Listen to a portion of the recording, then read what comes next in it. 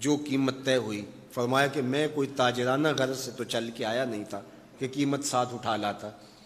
میں تو سیر کے لیے آیا, اچانک اونٹ پسند آ گیا تو میں اپنے شہر جا کے اس کی قیمت تمہیں بھیج دیتا ہوں. انہوں نے کہا ہمیں منظور ہے. حضور نے اونٹ پکڑا اور چل دی. کافی دیر وہ حضور کو دیکھتے رہے, اور جب حضور چلنے لگے تو حضور کی رفتار کے حسن میں کھو گئے. جب نظروں سے اوجھل ہو گئے تو دل پہ ہاتھ رکھ کے کھڑے ہو گئے. تھوڑی دیر گزرنے کے بعد سکتے سے باہر آئے تو ایک دوسرے سے پوچھنے لگے, یار یہ جو شخص آیا تھا کسی نے اس کا پتہ بھی پوچھا؟ کسی کو ادھار سودا دیا جاتا ہے تو آپ اسے جانتے ہوتے ہیں تبھی دیتے ہیں نا, یا درمیان میں کوئی ضامن ہو, یا پھر وہ کوئی شے گروی رکھ دے تو اس کے عوض میں آپ سودا دے دیتے ہیں, اور نقد دیں تو آپ کو ان چیزوں کی ضرورت نہیں ہوتی. تو کہا ایک شخص آیا اور اونٹ لے گیا, کسی کو پتہ ہے یہ شخص کون تھا؟ تو انہوں نے کہا نہیں ہمیں نہیں پتا. یار عجیب کہانی ہے, ایک شخص آیا قیمتی اونٹ لے گیا اور اپنا پتہ بھی نہیں بتا کے گیا, کوئی درمیان میں ضامن بھی نہیں رکھا اس نے, اور کوئی شے بھی گروی نہیں رکھی. ایک بولا یار جب وہ باتیں کرتا تھا اس کے منہ سے نور جھڑتا تھا, میں تو اس کے چہرے کو دیکھتا رہ گیا. اذا سر استنار وجہہ, اس کے چہرے سے نور نکلتا تھا.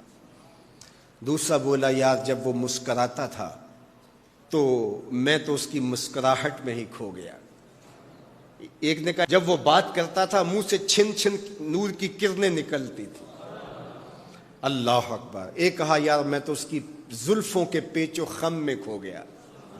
اللہ اکبر. ایک کہنے لگا یار میں تو اس کی آنکھوں میں ڈوب گیا. کیا اس کے حسن میں کھو گئے, کسی کو یاد نہیں رہا اس کا پتہ پوچھ لیتا. انہوں نے کہا جو بھی ہوا سو ہوا, اب وہ اپنے حسن کا جادو جگا کے تم سے قیمتی اونٹ ہتھیا کے لے گیا, اب وہ نہیں آئے گا. تو جب انہوں نے یہ کہا نا اونٹ ہتھیا کے لے گیا, امام زرقانی نے لکھا ہے باقی لوگوں نے بھی کہ اب تک خاموش بیٹھی قافلے کے سردار کی بیوی نے خیمے کا پردہ سرکایا, اور جنہوں نے کہا وہ اونٹ ہتھیا کے لے گیا ان سے مخاطبت کرتے ہوئے اس نے کہا انا ضامنۃ لسامان جمالکم لا یغدر بکم, اگر وہ پیسے دینے نہ آیا تو میں ضامنہ ہوں, مجھ سے پیسے لے لینا.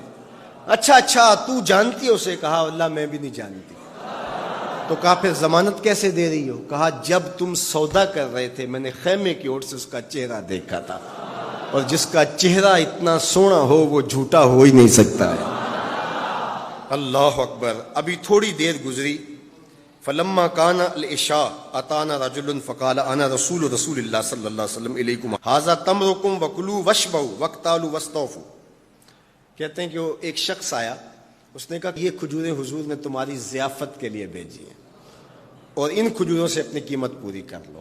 انہوں نے کہا کہ ہم قیمت کیا لیں گے, خود بک گئے, تیری تک کے ادامہ میں مرید ہو گئے, ہمیں بتا وہ پیارا رہتا کہاں ہے. تو انہوں نے کہا وہ جو نخلستان نظر آ رہا ہے, وہ کھجوروں کے جھنڈ دکھائی دے رہے ہیں, یہی ڈیرا ہے اس مدنی ماہی کا. تو سارا قبیلہ وہاں سے اٹھا, وفد طارق کے نام سے اس کی شہرت ہے, اور حضور کے قدموں میں گیا اور حضور کے ہاتھوں میں ہاتھ دے کے اسلام قبول کر لیا.